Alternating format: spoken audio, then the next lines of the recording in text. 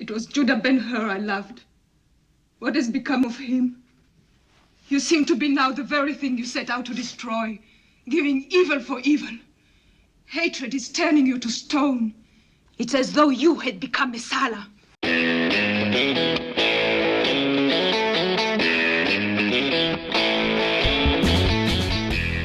Hello and welcome once again to the Cine-Files, where each week we enter the world of a great film. We explore its themes, history, filmmaking, and the influence it has on us today.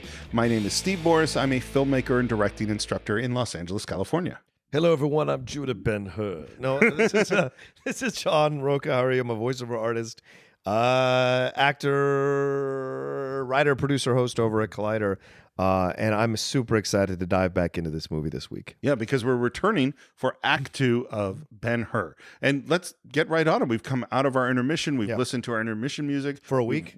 For a week. And we return to the Roman baths, where Messala's getting a nice rub down, and in comes Hugh Griffith, Sheik Ildrahim, with a big chest of gold. And a very, angry-looking second in command. Yeah. Which I love. Yeah, that's a great point. That guy doesn't say a word, and he's saying everything. And he's got to go, who wants to bet me on the chariot race? First, gentlemen, the odds. The Tribune has won many times. The odds should be in the same measure. Now, what is your pleasure, gentlemen? 2-1. Noble Romans, men of the Tiber, masters of the earth. Where is the courage, the daring that made Rome master of the world? I can get better odds on any street market. He's, of course, trying to get his odds a little higher because Messala's the big winner, and he's won all sorts of races. And wisely, the Romans say, "Whoa, hold on. We know your horses. Yeah. Who's the charioteer?" Oh, did I not tell you? How careless of me. The Prince of Hur. Judah Ben Hur. I love how he does it. Oh, have I not said the Prince of Hur? And the look he gives Messala, it's laying the trap. And then he plays it beautifully. Well, will no one back the noble tribune against a Jew, a galley slave? And Messala gives in on 4-1. Yeah. And someone else says 4-1, the difference between a Roman and a Jew, or an Arab. And there's that great look from that guy, as you say. And then Ildrahim says, "Bravely spoken." Yeah. Bravely spoken. It's two words that dig in. It's sick, what the kids nowadays call a sick burn. Because he's basically saying, you have a lot of guts when you're standing around with your people, but in reality, if we're alone, your bitch ass wouldn't say anything like this because I'd cut you into little pieces. Right. And I love how he says that, bravely spoken. Oh, it's such great. And this is, I just think, I just had to pause on this moment because today it seems inevitable and historical that the Jew and the Arab are natural enemies. Yeah. And that is not at all the case in most of history. So first of all, this is pre-Muhammad, so there's no Islam. And the Jews and Arabs and Middle Eastern people, they were all together. I mean, yes, they had battles against each other sometimes, but mostly they worked pretty well together. And in fact, throughout most of history, the Jews were much better treated by Muslims than they were treated by Christians. Yeah. Much better. Like the Golden Age of Spain, which was when the Moors had ruled Spain, the Jews were doing great because they were considered people of the book. And it was the Christians that were really not nice to the Jews. And it's only in the last 100+ years that has shifted. Yeah. And I would like to go back to the old way of us all getting along a little bit better. Would be nice. Yeah. And part of it is that they have a common enemy, which is all of their lands have been conquered by Rome. Yeah. And then he comes up with, this is the bet. And he writes down what his bet's going to be. It's a big bet. And you see Messala take that moment. Yeah. And he's kind of like, if it's too much, of course. No. And he seals it with his ring. By the way, I did some research. We have no idea what 1,000 talents translates to right now. We don't quite know how much gold that really was. Just know it's a lot. It's a lot. Yeah. And he closes the book and we head off to chariot practice. And now Charlton Heston is driving that chariot, which, by the way, that's not easy. 4 horses in a chariot is hard. Of course it is. Yeah. For several reasons, it's hard. Steeplechase is hard. That's one horse. There's really nothing holding you into that chariot. That's the first thing. And those things, there's no shock absorbers. There's, it's just bouncing around. And those horses are going fast. And originally, you would have 4 sets of reins. And the guy who is the main horse wrangler and the second unit director, who sounds like he is the real deal and quite a character, is a guy named Yakima Canutt. Oh, nice. And Yakima Canutt, who had done tons of Westerns and all these American movies, he devised a way you would only have to hold 2 reins. So one side of each rein is actually the whole rein for each horse. Wow. So which makes it a lot easier to drive. And Heston had like 4 weeks to practice with this. And this is hard. This is hard stuff. And we finished the practice and he's like, oh, they've earned it today. And we go off with Heston. Now it's Heston's time to be alone with the horses. And it's the same thing. Clearly some improv in here. Yes. Because the horses are doing stuff that he has to react to. Yeah. And what's so cool is he has a moment with each of them. Remember, I tell you, 9 times around the circus, huh? Hey, Rigo, did you hear? 9 lives to live, huh? And he tells each of them what he wants from them. It's a really nice scene. It is.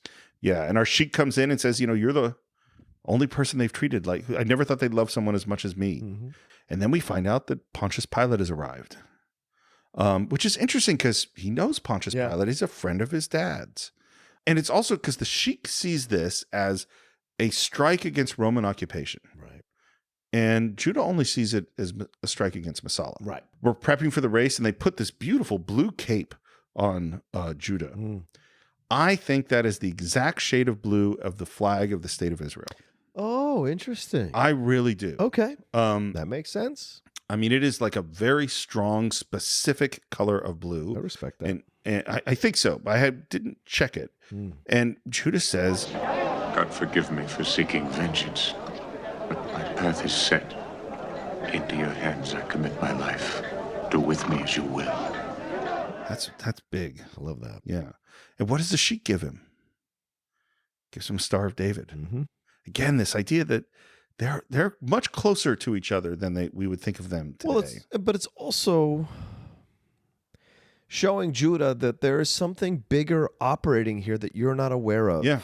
And I'm trying to make you aware of it. Everyone is trying to make you aware of it. Not just against Rome, but following Christ. Like there's something bigger that is happening all around you, but you're so lost in this pursuit of vengeance that you're not seeing the larger picture here of what could be happening in your life. Yeah, there's 2 things. It's like for the sheik, it is about Rome. Yeah. It is the political, we are a conquered people, they are oppressors. Right. And for Esther, it is about, and Balthazar, it is about Jesus and his soul and forgiveness and this other truth.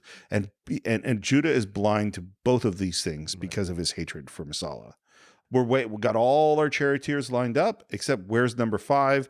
In comes Messala. He only had about 2 weeks to practice with the chariot. Yeah. Respect. I mean, they both did pretty well. Yeah.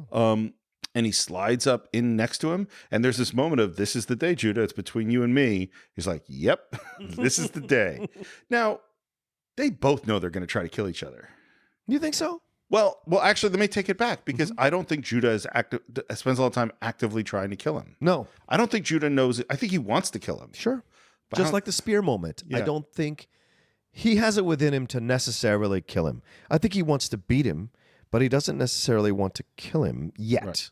Right? I don't know that that's a fully formed thought. I think he's going along as it goes along, and what's going to happen is going to happen. And when he says, before he do with me what you will, that's him saying, I'm going to go through with this. I don't know what's going to happen. If I die before I get my vengeance, I understand. Yeah. But I have to do this. Well, and if I can vengeance and you have to punish me, then I accept that. Okay. Any result I accept. Yeah. And then, of course, Sheik points out that he has a Greek chariot, which means that he's got these big honking metal spikes on the wheels. Cheating son of a bitch. Yeah. Now, I don't know if that's true, if there's such a thing as a Greek chariot, or I don't know the rules of the Circus Maximus, but that's the deal here. Yeah. And there's this weird moment where Messala goes, Hail Jupiter! Give me victory. And he seems kind of round the bend at this moment. Yeah, like, of course. He's gone to a weird... Because he's afraid. Yeah. He's afraid, Steve. Yeah.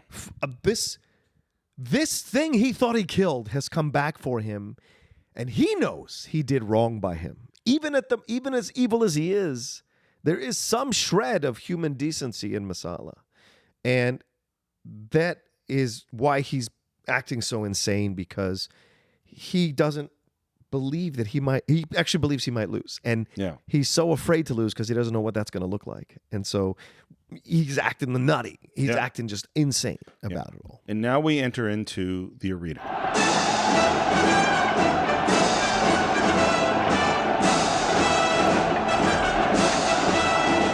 This is some movie scale. I mean, this is I don't know what actually the biggest technically sets in Hollywood ever.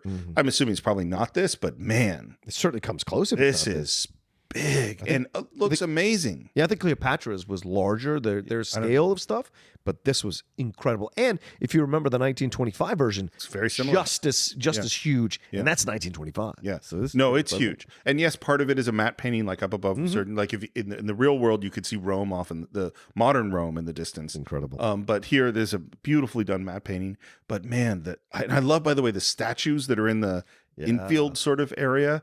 They're like 30 feet tall. They took 4 months to build. They're made out of a material. It's not styrofoam, but it's like a foamy sort of easy to carve material. They are so cool looking. And to make a reference here, Thor Ragnarok, kind of the same thing, right? Yeah. You go through the statues that are on the outside of the arena with Beta Ray Bill and Hulk and all that, and then you go inside. It's just huge. And of course, it's all CGI and all that kind of jazz, but still the vibe is there. That feeling is there, you know? Yeah. I mean, it's just amazing. And it's funny. Originally, they were going to ride out and go right to Pilate. And they thought it looked so good that they essentially re-edited it so it looked as if they did this whole loop around the stadium, which they never do. In fact, they never go around the whole stadium in the entire race. Oh. It's all trickery. They only shot on one side of the track. And so they would shoot going one way, and then they would reverse everything so it looked like they're going the other way. Son of a gun. But they're only going one direction. That's cool. And they would turn, but they would never go all the way around. Right. Isn't that crazy? That's incredible. But they do this big processional around. And of course, one of the things they had to do is something we talked about Lawrence of Arabia.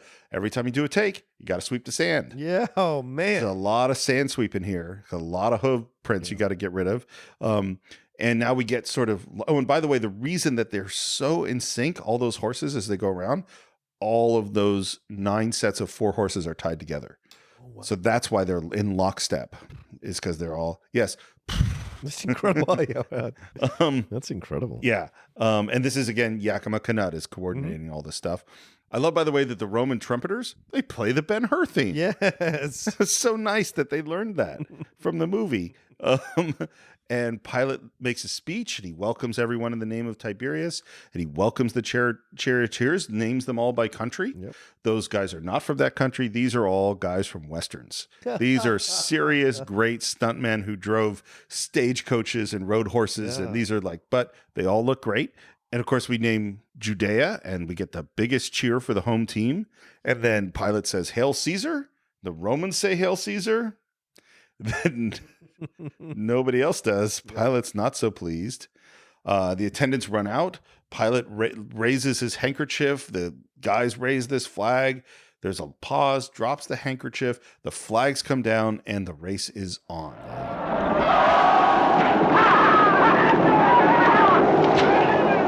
This is one of the great action sequences of all time, without question. Incredible. Amazing. Just the sound of the horses, it's almost deafening. Yeah. Then the sound going, then the sound of the crowd. Yep. And I don't think there's any musical score no here music until the end. Yep. But all of it throughout, you feel like you are riding in a chariot right next to them, and it's incredible how close you are to the action and how scary it actually is. In really certain scary. moments. Yeah. Really scary. It's like 15 minutes long. I mean, it's a really long sequence. It took months and months and months to choreograph. I'm sure. They started filming it long before they had Charlton Heston there. Wow. Yeah, because what they did was they filmed the whole thing with doubles.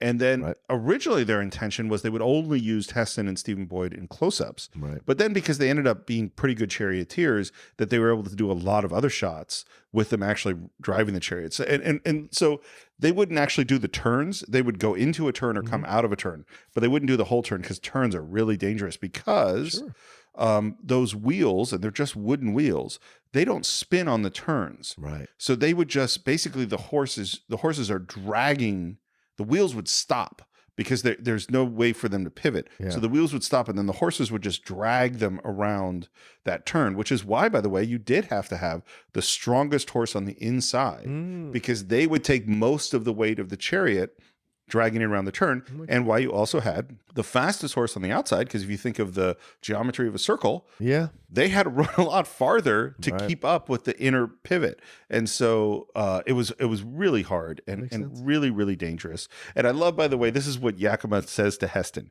He says, all you have to do is stay in that chariot. I goddamn guarantee you're going to win.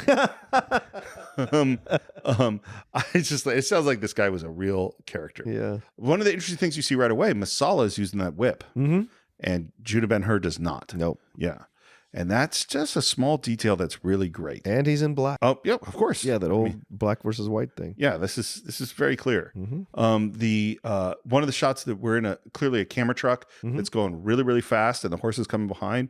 The Italian camera truck apparently not fast enough. Oh, the horses kept catching up. Finally, they had to ship a new camera truck from the U.S. Wow, that was fast enough because they're going 45 miles an hour. I mean, they're going fast. Yeah, man. And one of the interesting technical things, so. The strange thing about film, but it's true of life in general, is your perspective changes your sense of speed. So if you're in a high angle, long away camera shot, things seem to go slower. And if you're on the vehicle with the camera really low towards the ground, your perception of speed is really fast. Yeah. And so in order to balance all this out, they have every camera from every angle working at a different speed so that they can then speed it up and slow it down to make it seem as if the speed is consistent. Right. Which is a really crazy thing to do. Yeah. So we're in this race. We're going around. One chariot goes down with a really great stunt.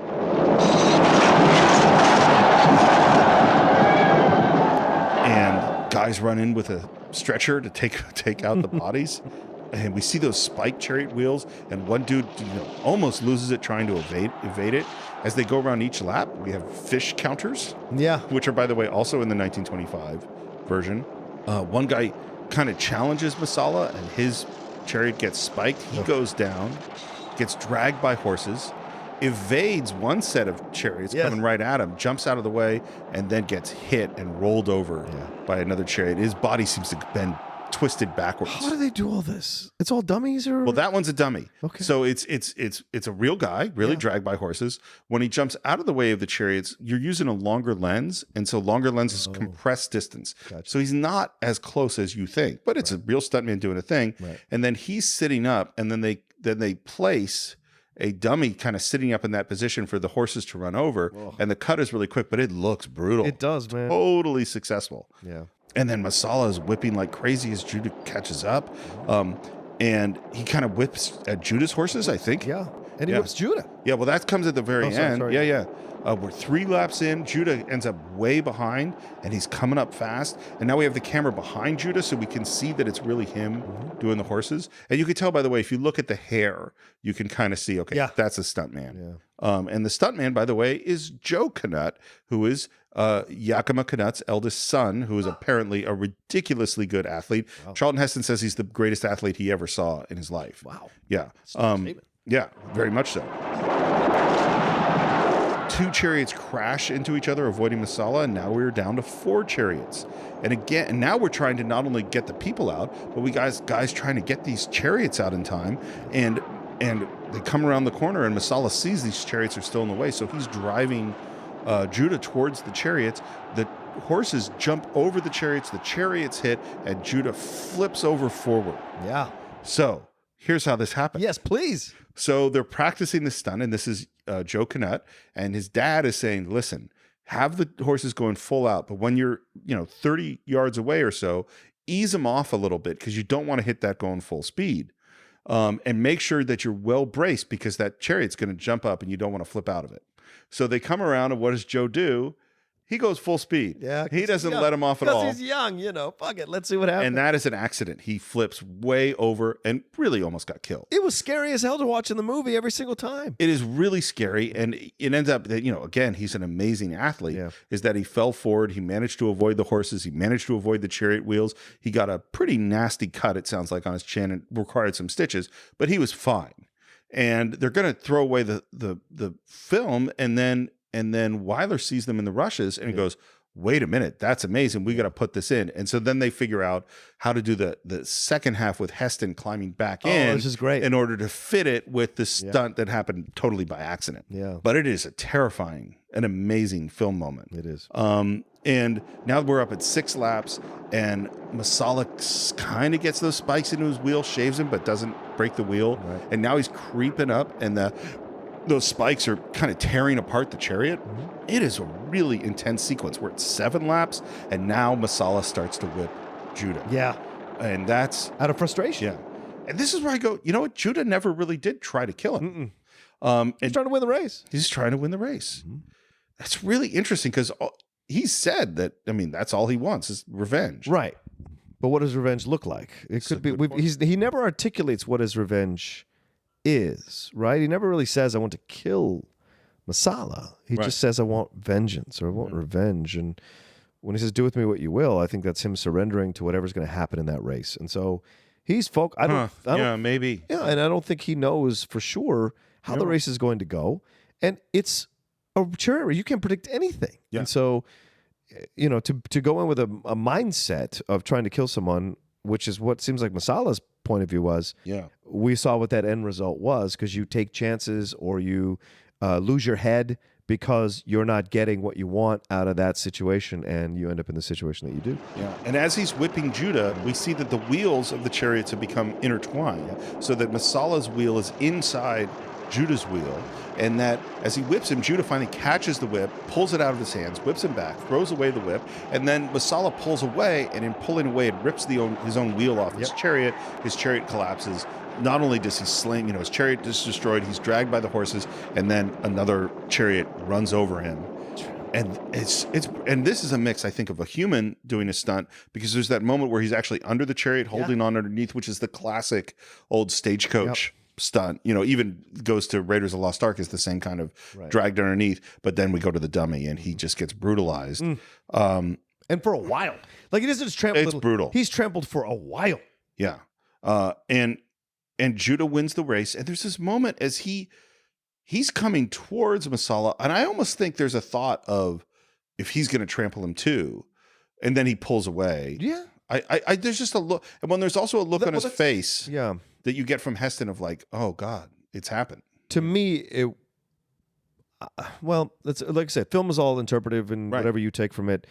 For me, that look is when he rides by, I think it's a look of still affection for his friend. I agree. I totally agree with that. Even deep within him. And so he checks to see if he's okay, but he sees what's left. But I think in that moment, he also realizes that he does not have affection for him anymore at that level that he used to have. So he's checking in on him, but he also realizes, which is why his face is almost dismissive of the situation, right? It isn't he doesn't try to get off the chariot to try to check on him. He just looks and he sees what vengeance can lead to, what the giving into the dark side of your nature can lead to. So there's a progression starting to happen with him that begins in that moment when he sees him. And I think there's an emptiness because emptiness. Okay, yes, Steve. You got your revenge.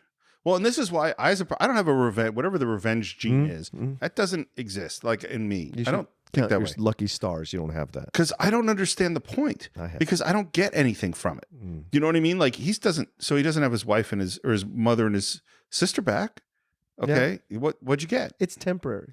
Yeah, but there's a drive of justice. Look, I understand it. I mean, but I don't have that feeling so strongly. And the locals are cheering. Everyone's cheering. I love how they jump out of the stands. That can't have been easy, dude. Yeah. Jumping out, that's a long distance. It is. And apparently, like, they weren't in a lot of control. These are a bunch of Italians because we're in Rome. And they didn't have a lot of control over these people. Sure. And what they say, I don't know if I believe it. There's a dude that picks up the helmet. Yes. And that's just some extra who did it on his own. No one told him to do that. And now we have Judah and Pilate. and he makes a really weird speech. A great victory. You are the people's one true God. For the time being. Permit us to worship. Now, you know, Jesus is running around right at this time. Yeah. And this is a weird thing. I don't know quite what Pilate's doing. It's strange. I think it's a window into Pilate because you also know in the Bible, Pilate doesn't want to do this to Christ. He washes his hands of the situation. He tries to, but he is forced by the people to make a decision to let Barabbas go and put Christ in the situation. So the Pontius Pilate, to me, from what I've always interpreted, is he is an unfortunate character in the situation who's not strong enough to take a stand to stop Christ, this happening to Christ. And so he's not necessarily a bad person by heart, but he is caught in the situation and he does what is politically feasible for him at the time, but also what has to happen for Christ to be crucified and redeemed and for everything to go as the prophecy is said. So so when he's making this speech to him, I think you're getting a window in the Pontius Pilate that he's not a person who seeks vengeance or an evil person. That's my interpretation. Well, certainly this movie is presenting a fairly sympathetic version of Pontius Pilate. Mm-hmm.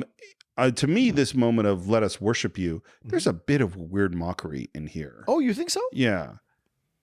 You know, you're your people's one true God, you know, and like, particularly when all these messianic things are happening within the Jews at this time. And he's going, oh, well, now they like you. Yeah. You know, it's a weird moment to me. Okay. As far as the Pilate and his portrayal, I mean, this is a big thing, particularly for Jews, because Jews for 1500, 1800 years were called the murderers of Christ. That's a fair point. And and I've always been like, the Romans were in charge of that, man. Yeah. It wasn't the Jews that did it. Yeah. You know, and also, and this is always a weird thing because saying the Jews killed Christ, it's like, well, Jesus was a Jew. Right. All of his followers were Jew. Mary was a Jew. Joseph was a Jew. You know, so it's not the Jews. Were there Pharisees who didn't like Jesus? Yes. Yeah. Did they make a deal with the Romans? And, you know, yes, so those things happen.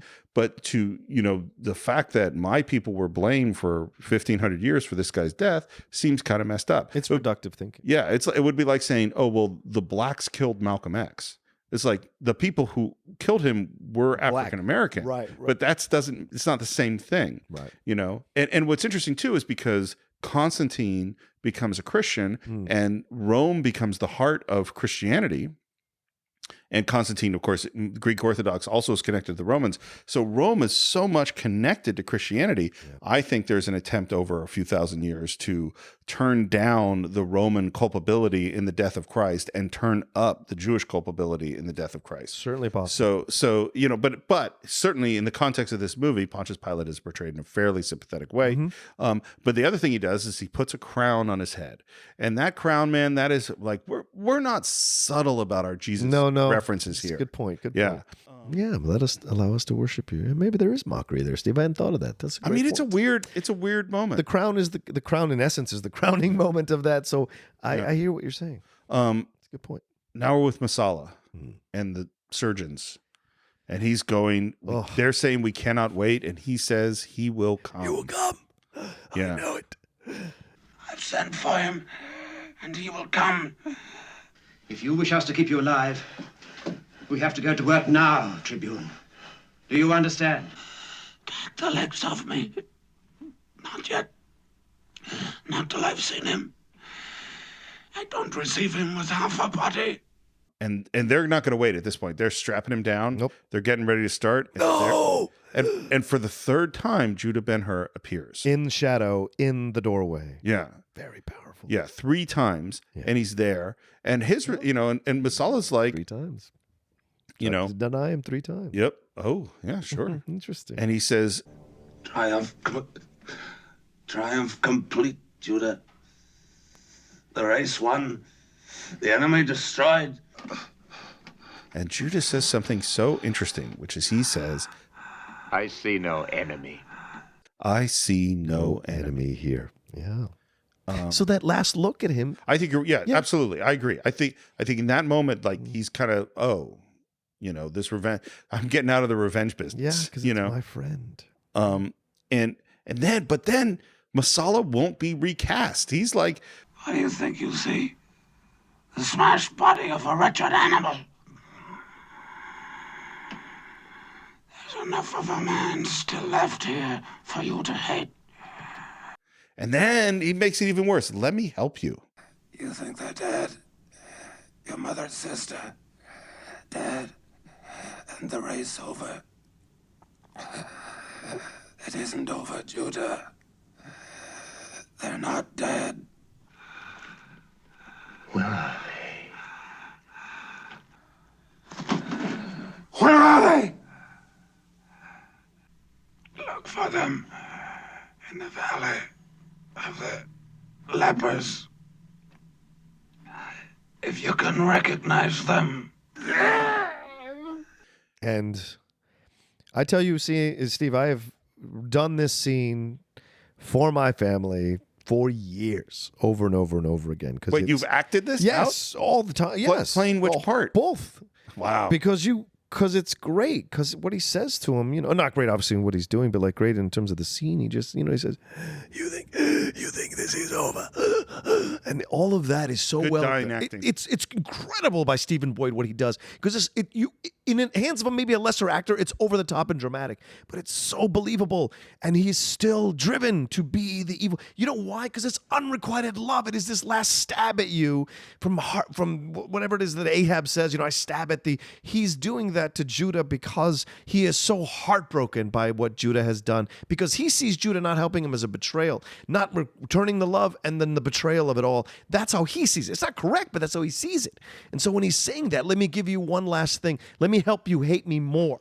Let me help you be the good person that you want to be. And he says, look for them in the valley of the lepers. And then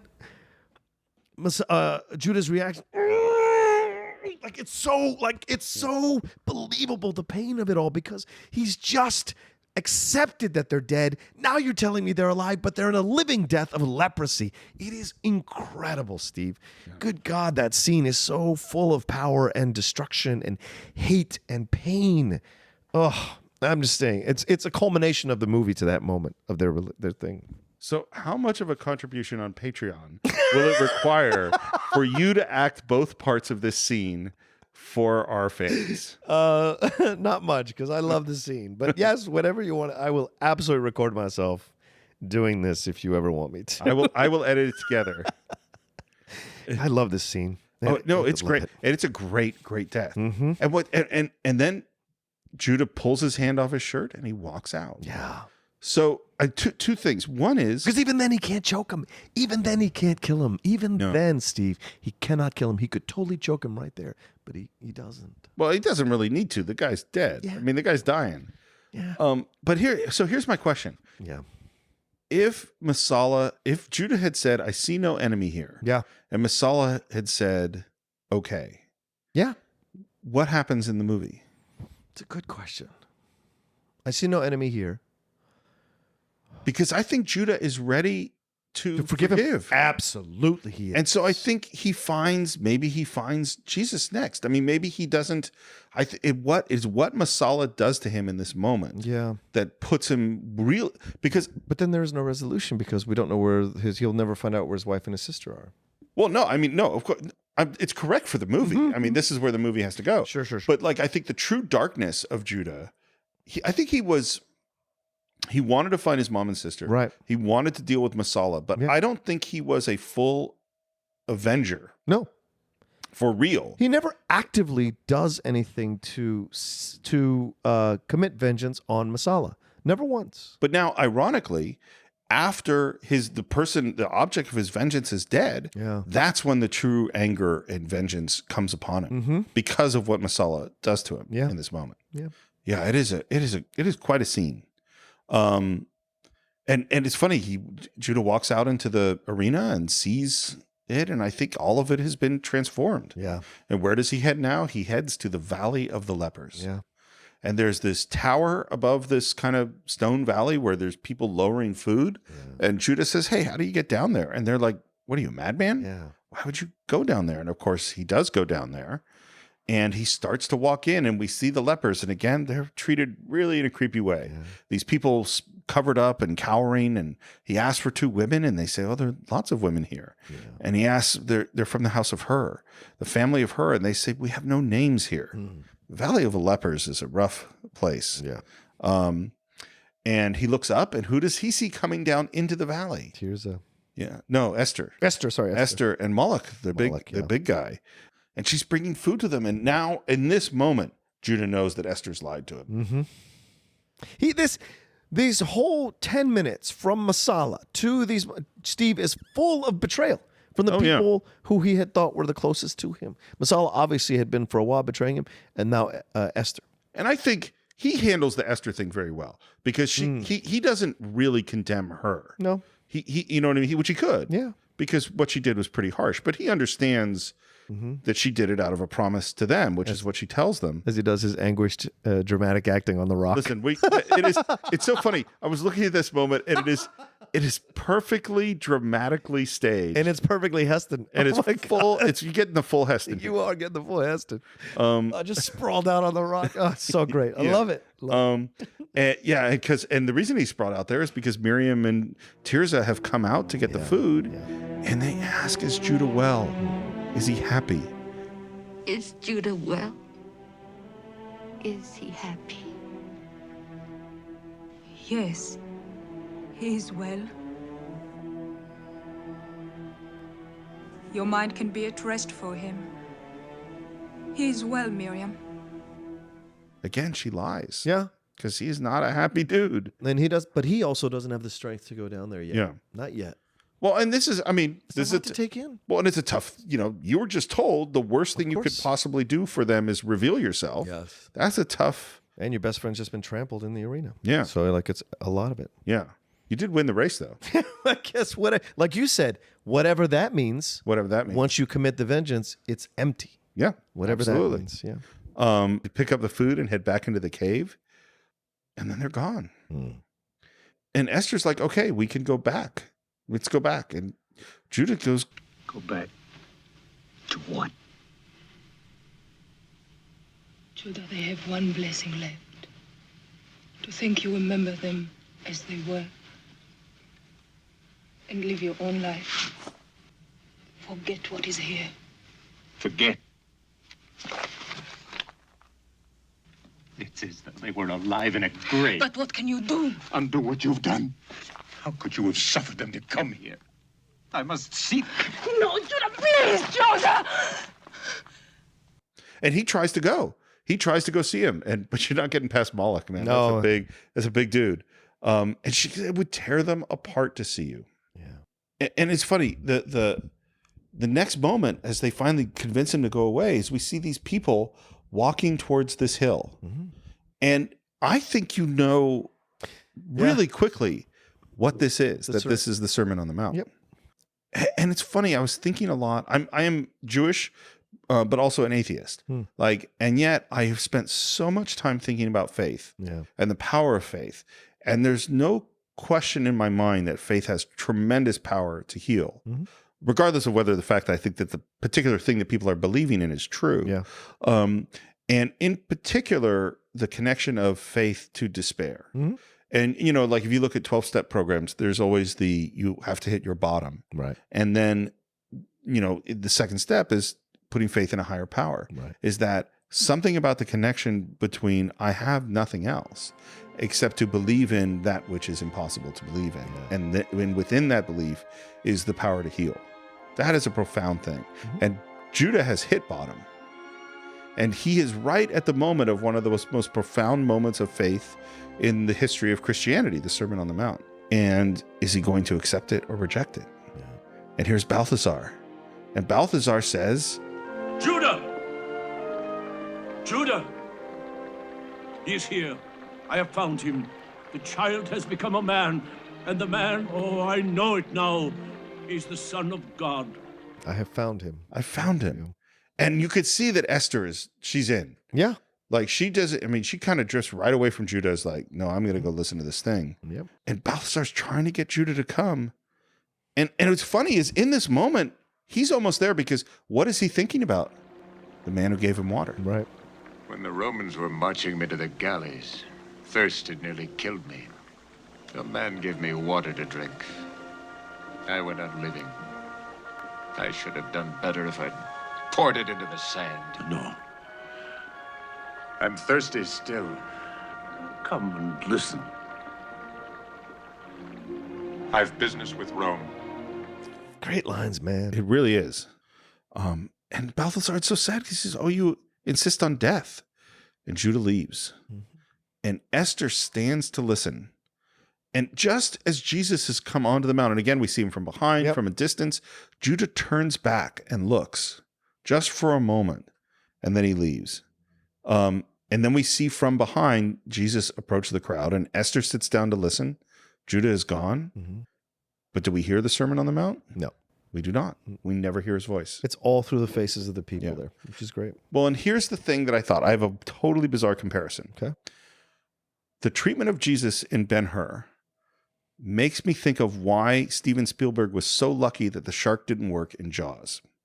And here is my reasoning, is that what makes Jaws so scary is that the shark exists in your imagination, is that you are completing the picture of the most terrifying, horrible shark possible. What we see with Jesus is the effect he has on everybody else. Yeah. Is that we don't know what that centurion saw when he turned away. Yeah. We don't know what Judah saw. We don't hear him speak. We don't know what these characters felt when they interacted with him. But we see the profundity of their experience. And through that, we, through our imagination, just like you do with the shark in Jaws, fill in the most mystical, powerful, spiritually alive thing possible. And had he said something, or had we seen it, it would have just been that. Right. Instead of something really profound, which is what it ends up being. Because it's not his story. No, it's not his story. It's not Christ's story. Although it is called A Tale of the Christ. Yeah. But it's been her story. Well, it's so, because what's interesting about it is what it really is a tale of the redemptive influence of Christ on this person. Yeah, but that's too long. Yeah. That would be a bad title. So Judah goes to see Pilate, and I think this is a great scene. Yeah. And Pilate has a message from Dad, because you're still a citizen of Rome, right? And he says, I have just come from a valley of stone, where my mother and sister live what's left of their lives. By Rome's will, lepers, outcasts without hope. And Pilate is like, look, Messala's dead. What Messala did died with him. Yeah, he's trying to say that. Yeah. But at this point, Judah has said, no, Rome is Messala. It's Rome that did it. Their flesh is mine, my lord Pilate. It already carries Rome's mark. Messala is dead. What he did has had its way with him. The deed was not Messala's. I knew him well before the cruelty of Rome spread in his blood. Rome destroyed Messala as surely as Rome has destroyed my family. And this Pilate, he's pretty reasonable. Yeah. He's like, listen. Where there is greatness, great government or power, even great feeling or compassion, error also is great. Greatness makes mistakes. That a place like Rome, all the great empires, Rome, the British Empire, the American, absolutely, they do great stuff. And with great power means you're going to make big mistakes. Yep. But that doesn't mean, but Rome is the truth, is what he's like. Like, look, this is what it is. And he says, don't crucify yourself. Again, that word crucify. Don't crucify yourself on a shadow of old resentment or impossible loyalties. The grown man knows the world he lives in. And for the present, the world is Rome. That's a harsh truth, but to some degree, I think it is the truth, which is not to minimize the cruelty and the evil perpetrated by empire. Right. But it is true. And if you can reduce this film, it is a pampered white Jewish prince. Sure. Who has had his first taste of not having things work out for him. Yeah.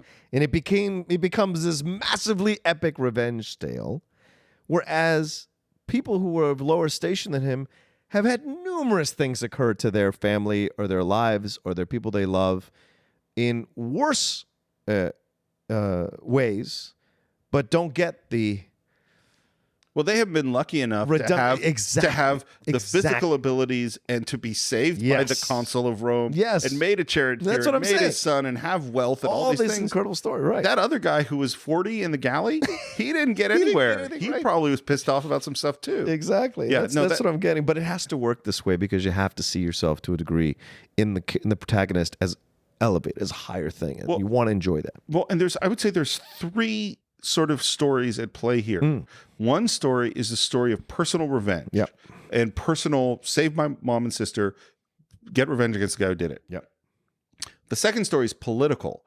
Rome is are the conquerors, and there are oppressed people who want to strike back at Rome. Yeah. That's the chic story. And the third story is spiritual, that this is a battle for the soul of Judah Ben Hur. Yeah. You know, and what's interesting is that they're in conflict with each other because the revenger is damaging the soul of Judah Ben Hur. Right. And the choice of redemption and the choice of forgiveness stops you from being a rebel. Well, and of course, what Jesus said is render unto Caesar that which is Caesar's. Is that Jesus, you know, and this is of course a controversial and complicated statement of like, was Jesus rebellious against Rome? Because at the time there were people that believed that he was, and there were all sorts of different rebellions. We have Messala like 30 years after this, I think, you know, that are going on. And what is the responsibility? And to some degree, this gets into way too much theology and it's way above my pay grade, but there is a connection between subservience to the will of God and certain interpretations of Christianity, you know, and that gets really into some complicated stuff, but the acceptance of, no, you are on a spiritual journey to resolve your own soul. And part of that is to accept suffering. Like the idea that the lot in life is suffering and that in the kingdom of heaven, you get redemption and all the good stuff is going to happen. So accept suffering. And so what's happening in this movie is that he is, I would believe in the end of this movie, accepting the rule of Rome. He does. You know, because he's not going to fight against, he's not going to be a rebel. And so that's an interesting, complicated thing. Which I love. That's why Pontius is incredibly philosophical in this moment. And I love that stuff that he's saying. It's really interesting. Well, and what he says, he offers him an out. He says, the son, young Arius, will choose correctly. And Heston replies, I am Judah Ben Hur. Yeah. And the last, he gives him one last chance. He says, I cross this floor in friendship. When I go up these stairs, I am the hand of Caesar. And you're a hero to all these people. And if you stay here, you will find yourself part of the tragedy. You know? And of course, he doesn't give in. Pilate walks back up those stairs. And he takes that off his ring and says, give it back to Arius and tell him I honor it. I'll wear it no longer. Which is a noble thing he does. I can no longer be his son because to be his son is to support Rome, and I don't support Rome, and I respect him too much to lie. But I also love the fact that Pontius, in this moment,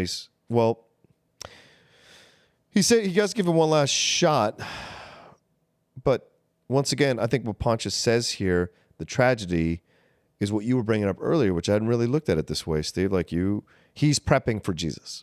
Oh, yeah. And so the tragedy he's talking about is possibly what's going to happen to Christ momentarily or very soon. Or already happened. I mean, if we look at what it's like the time between the trial and the crucifixion and the time that it takes, we're in the same 36-hour period, somewhere around there. This is all happening pretty quick.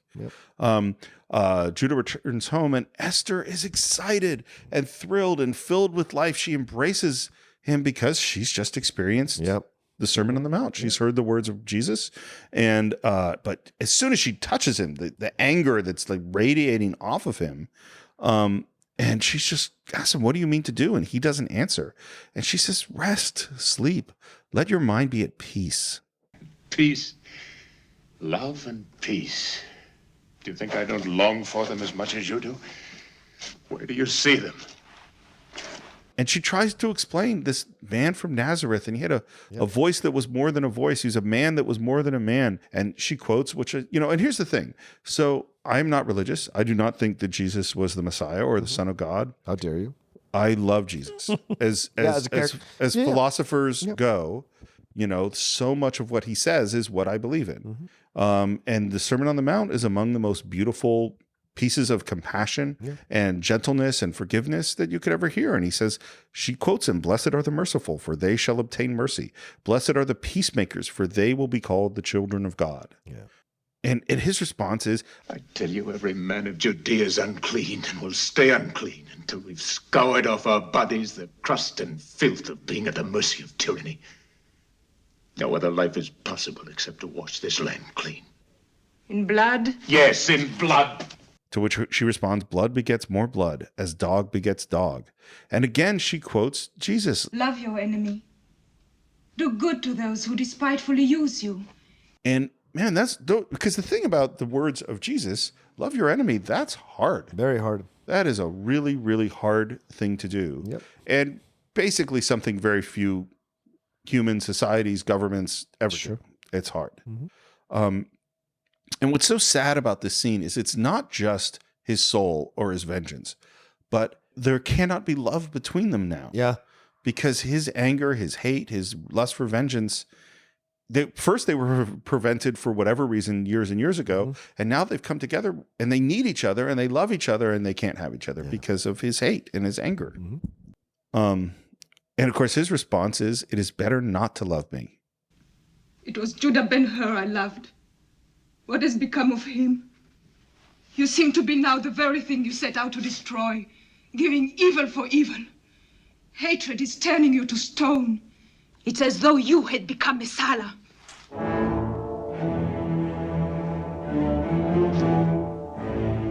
Ta-da! Big music. Great music cue. Yeah. Which is what people saying for years in movies, right? Costner says that in Untouchables. "I have become what I beheld, and I'm content that I've done so." Right. And it's the danger of it all. You know? Yeah. Becoming what you hate in pursuit of destroying what you hate. Well, this is the thing, is that being realistic, we know that sometimes people have to do things that aren't so good to accomplish good goals. You know, it's the middle of World War II, and you're going to use a bomb, and there are going to be some innocent people that are going to die, and we're going to go, you know what, stopping the Nazis and the Japanese, that's worth it. Yeah. And there's a certain point where you've gone too far. Yeah. And figuring out where that gone too far moment is, that is really hard. And anyone who thinks it's easy has not been paying attention. Yeah. You know, or is sitting on the sidelines, thinking they can judge from the sidelines. Yeah. We return to the Valley of Lepers, and Esther is there, and Miriam comes out, and Judah is watching from above. But there's no Tirzah, and Esther asks where Tirzah is, and Miriam won't answer. Just leave the food. And Esther's trying to say, "No, I've seen this man from Nazareth. I've had this experience, and we don't have to be unhappy the way you believe. You have to come with me to Jerusalem." But the reality is Tirzah is dying. Yeah. Please leave the food to go. And then there's this moment where Miriam looks up, and there's Judah standing in front of her. It's Judah. Why did you tell him? Don't near her, please, God. Don't near her. And Miriam, of course, she just tries to get away. Right. Yeah. And Esther says that Tirzah is dying. And if they will just, because she's like, look, just see Jesus and everything's going to be okay. And you'll know that life is everlasting and death is nothing to fear. And then Esther does this. She grabs Miriam, the leper. She holds her. And Miriam, of course, is resisting. Yeah. And Esther lifts her up. And then Judah comes, asks where Tirzah is. And she encourages it. Esther encourages it. Yeah. Yes, Judah, yes. Yeah. It's incredible. And there's this moment that's really strange, whereas Judah is talking to his mother and mom is trying to discourage him. Go away. Don't be here. What does she do? She shows her face. Not to us. Right. But to Judah. Once again. And I love Heston's acting in this moment. Yeah. Because the look on his face is really one of just compassion. You know? And we see the good Judah here. Yeah. We see that person again. Yeah. And he goes to the cave to find Tirzah. And there's a beautiful shot through like the mouth of the cave where Miriam turns to the light and she says that she's not afraid anymore. Yeah. Yeah. We're getting towards some stuff now. And this was what's so interesting is that in one sense, Messala died. That should be the resolution of the movie. Right. But in fact, now we're getting towards the resolution of the movie because this is really what the film is about. Through this long kind of searching through the cave, he finally finds Tirzah. She tries to hide from him as well. And he takes her in his arms and he carries her out. And they arrive in Jerusalem with these two lepers, and there's a blind man. And where are all the people? Well, all the people have gone to the trial. Yeah. And then people see that they are lepers, and of course, out come the stones. Yeah. And even the poor man turns the coin over out of his won't cup. touch the coin. Yep. Well, when you don't know where disease comes from, and you're blind, it seems fairly scary. And now we see the trial, and again from way behind, and we see Jesus is standing there. We see that he's been whipped. We still don't see his face. And then they lift the crosses, and we go on the journey of the cross towards the crucifixion.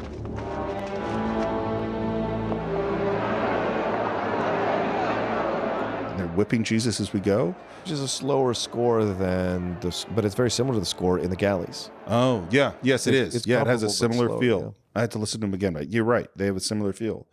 And the family herd arrives, and they watch, and fortunately, people run away from the lepers, which allows them to get some good seats. And they're right there as Jesus climbs the stairs right by them. Great shot of the shadow of the cross going by. And Judah looks up and says, I know this man. Jesus falls right in front of Judah. Will someone help him? And the fact that we see the reaction to it but don't see it is so important. Yeah. And Judah tells Esther to watch over his mom and sister because he has to follow this man. Yeah. This is a huge change from where just a couple scenes ago. He was like, "There's going to wash the city clean in blood, and there can't be. Got to forget you ever knew me." And he's become like Messala, and now he's following Christ on the journey with the cross. Of course, the symbolism of it all. Yeah. Right. If you follow Christ, you can let go of this pain. And by the way, I've walked it because I've been to Jerusalem and walked this. Oh wow! From the 7 stations of the cross. Really? And yeah. They let you. They let you do. There's tours. Absolutely. Oh shit. Well, and you could go to the Church of the Holy Sepulchre where there's pieces of the cross, and I mean, it's. All right, Steve. You maybe just put something in my head. All right.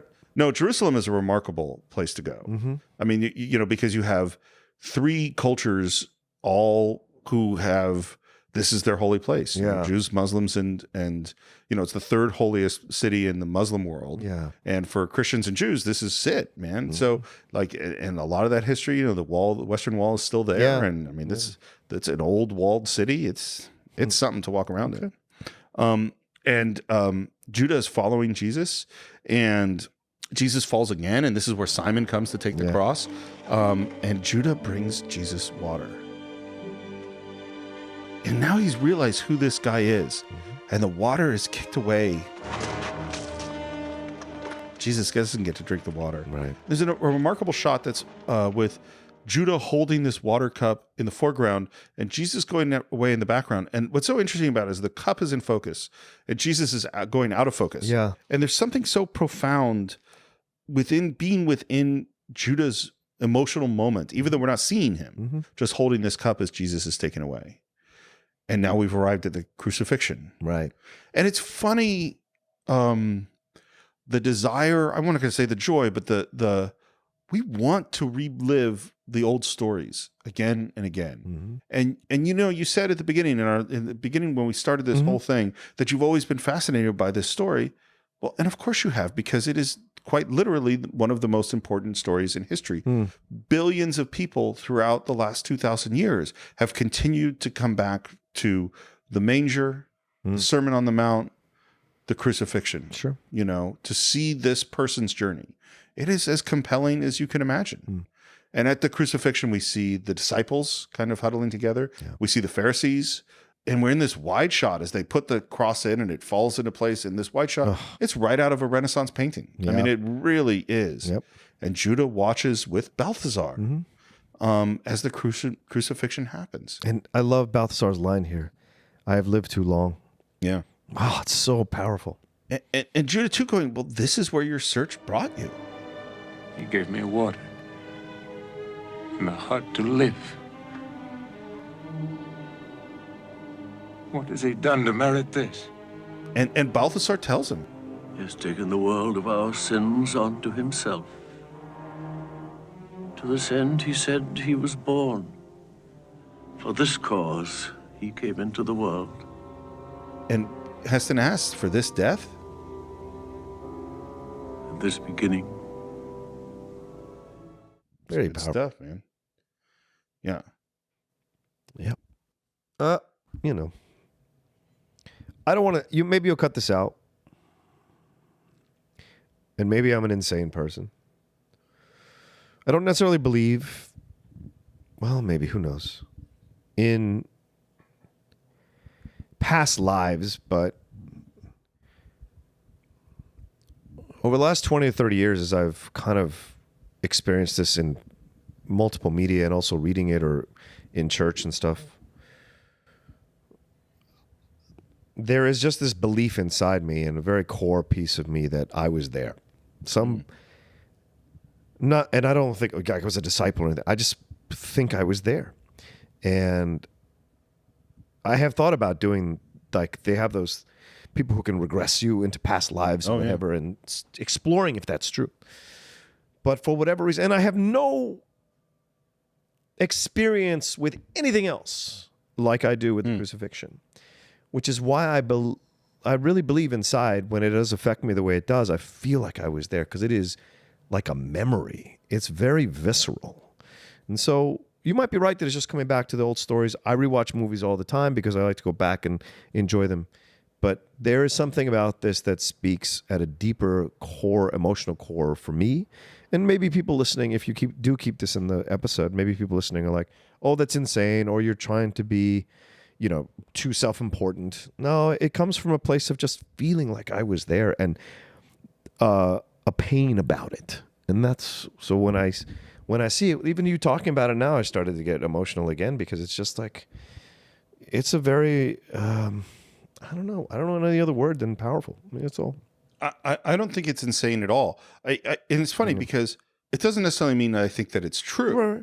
but the power of these stories is undeniable. And one thing, while I don't believe in God and this conception of Christ and Messiah and sin and those things, I do 100% believe in the power of these stories. Yeah. And these power of these stories to do both good and to do bad, you know, to heal and to hurt. Is that there's no question that there's something about this moment of the crucifixion that we return to. I mean, there are at least 3 or 4 stories that I've written that deal with things that had to do with the crucifixion. Oh, wow. You know, because we keep coming back here. Yeah. You know, there was a science fiction story I did about the 30 pieces of silver, you know, and the power of them, that they would become talismans that were used, and it was in the future, but someone had found them and they were bringing them together and they had like evil power. Wow. It was a screenplay of mine from a long time ago. Interesting. It was a good one. Cool. You know, so it's like we keep going back to this. And what's interesting too is that this is one of the most important moments in history. Yeah. You know, is that the transition that happens here. So there's a book called God, a Biography. I think I've mentioned it on the podcast before. I cannot remember the author. He's a Jesuit scholar, and he wrote both God, a Biography, and Jesus, a Biography, both of which are fascinating, deep historical It's explorations. not Reza Aslan, is it? No, it's not Reza Okay. Aslan. His book on Jesus is called Prophet? Heretic, I think. Oh, okay. Or Fanatic. It's great too. I've read that as well. One of the things they say in this God, a Biography book is that there's one of the key moments in his religious history is the moment of the 10 Commandments. And the reason that it's so important is that previous to this, in almost all religions, whether you're talking about Greek mythology or Norse mythology or Indian mythology, is that there isn't a moral core to divinity. In other words, Zeus was not a good guy. You know, Poseidon was not a good guy. Odin was not a good guy. They were very human. They had good parts and bad parts and vengeful and all these emotions. When Moses brings the 10 Commandments down from the mountain, there is a connection made between doing good and being a good person and God, that God wants you to be good in these certain ways. He's commanded things. And one of that's a huge transition in religion. And that one of the differences, though, between Jewish religion and Christian religion is that Judaism is non-evangelical.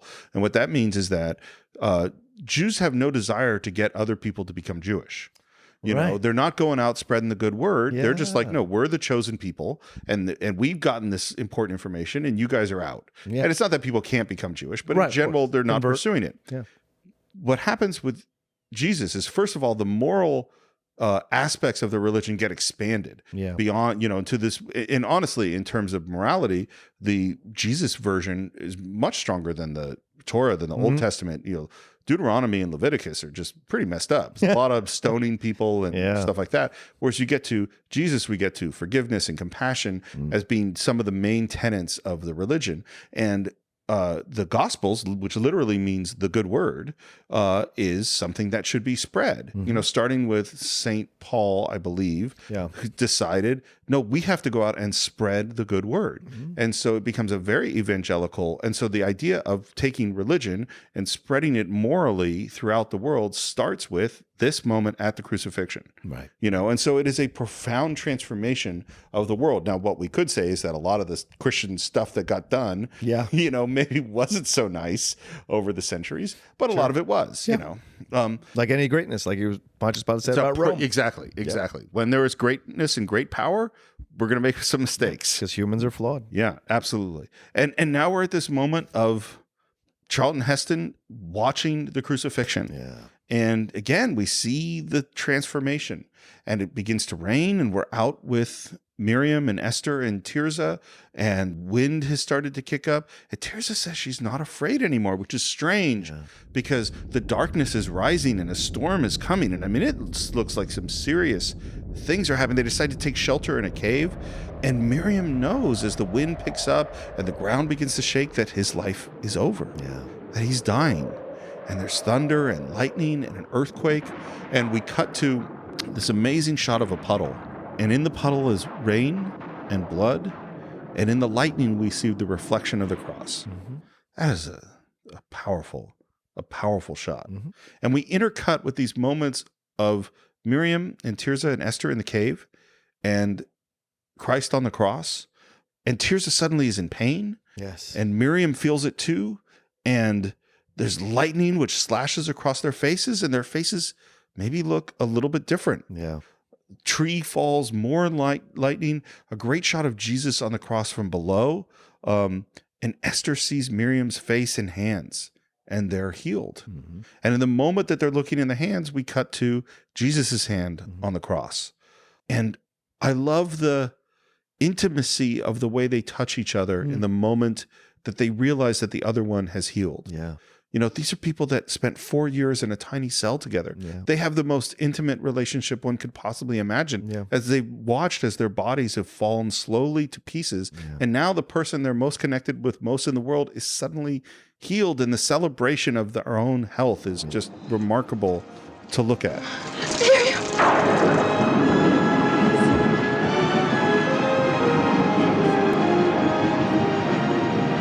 And they come out of the cave into the light. And back at the cross, we see blood run down along with the rainwater into the stream.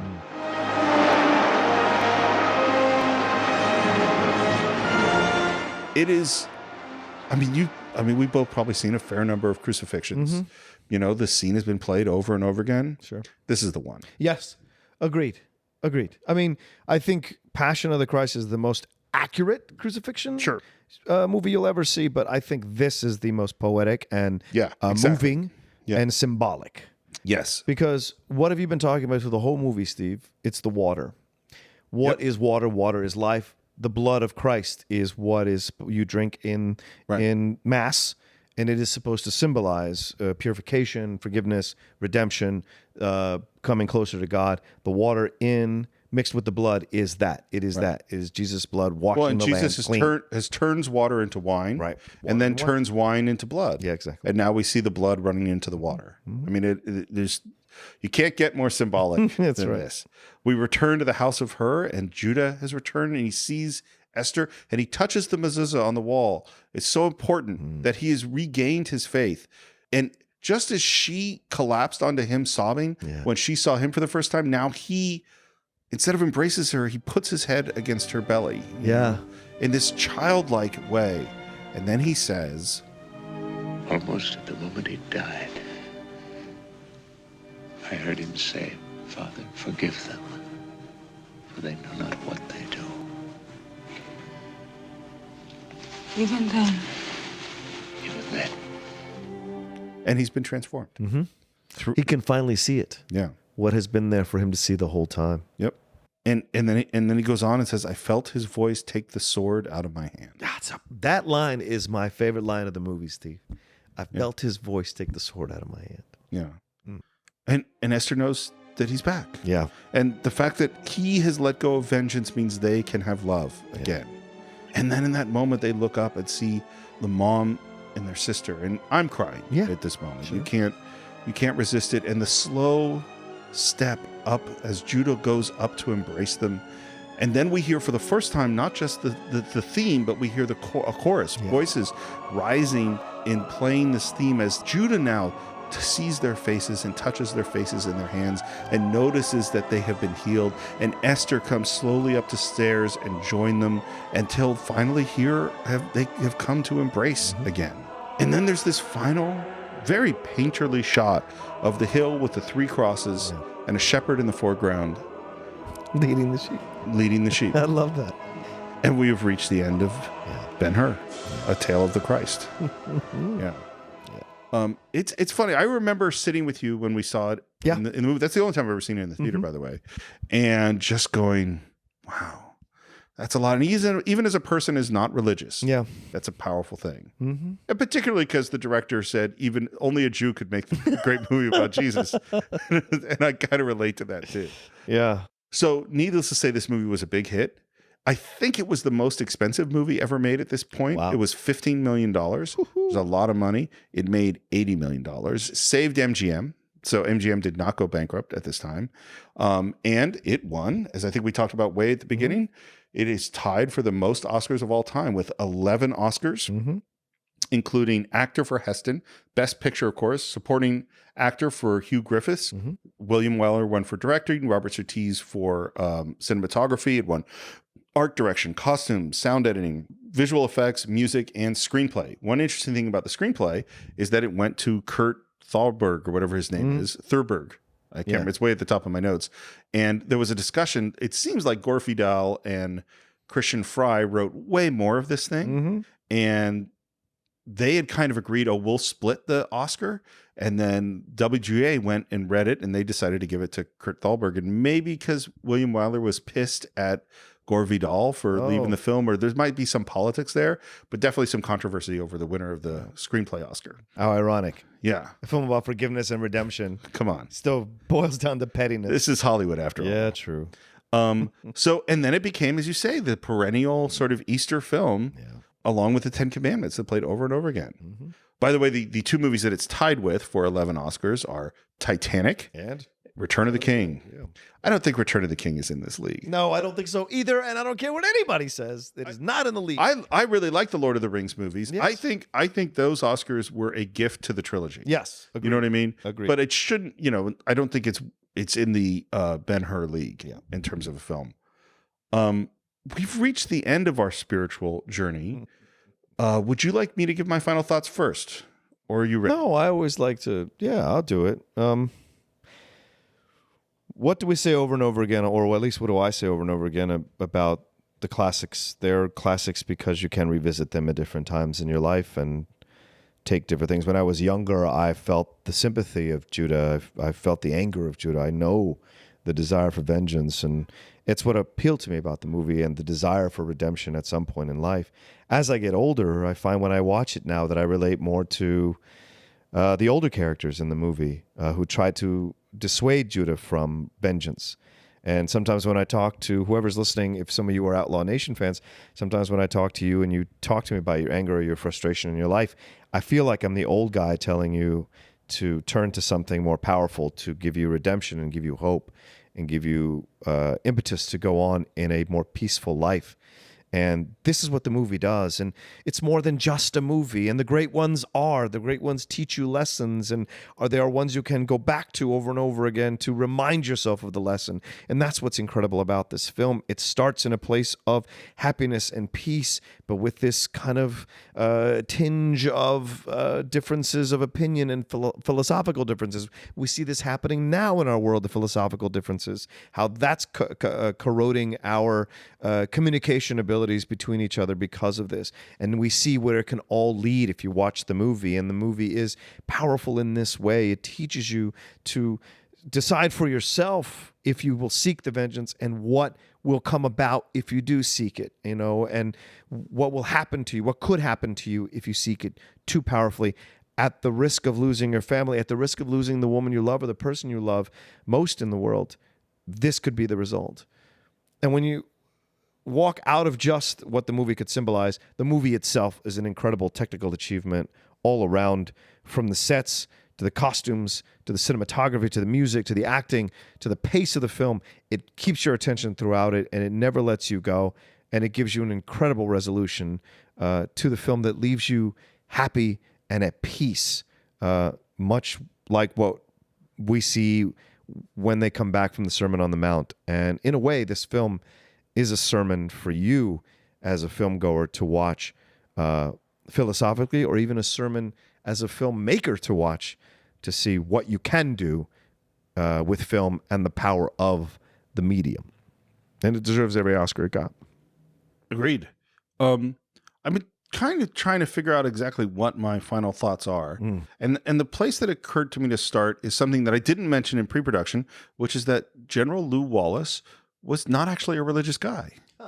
And that for most of his life, and then in response to this sort of very secular agnostic guy whose name I don't remember, he got upset. And that's part of what led him to write Ben Hur. And then in writing Ben Hur, he actually became a more religious guy as he wrote the book.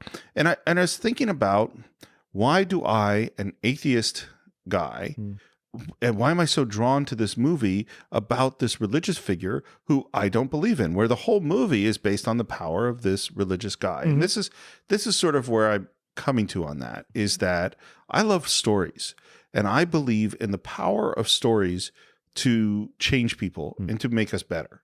And one of the most powerful stories of all time is the story of Christ. Now, do I believe that he is Christ, the Son of God? No. Do I believe in the power of stories to make people better? Yes.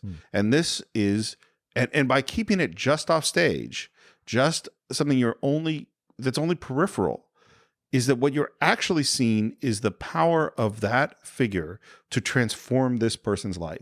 And so even if in the end, I don't believe that what they're saying about this is true, I believe in the transformation, which is why, despite my atheism, I would never, ever try to convince someone to not believe what they believe. If believing in this thing, which personally I don't think is true, helps you to be a better person and live a happier life and be more at peace with yourself, then that is awesome. And I would never, ever want to take that away from you.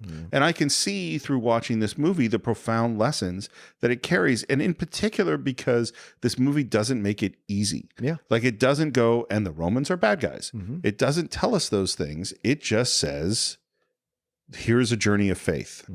And it certainly says that anger and hatred and violence and lust for vengeance is hurting you. Right. It doesn't matter whether or not it's justified or right, or Messala has committed evil. It's the effect it's had on Judah that's important. And that in finding Christ, he finds forgiveness with his own soul. And that allows him to be happy. So I think that's what we think of Ben Hur. Of course, we'd always like to hear what you think. If you would like to visit us on Facebook, search for the Cine-Files, Cine-Files. You can subscribe to us on iTunes, on YouTube, on Stitcher. If you go on YouTube, leave a comment. We love interacting with you there. On iTunes, please leave a review. They're really very important for us. If you want to suggest a film or listen to some of our other audio clips, you can become a patron on Patreon, patreon.com/thecine-files. Please, if you haven't already, check out my Great White Shark documentary. It was just released on Amazon, Great White Shark Beyond the Cage of Fear. Of course, you could also watch my film, The Assistants. That's on YouTube.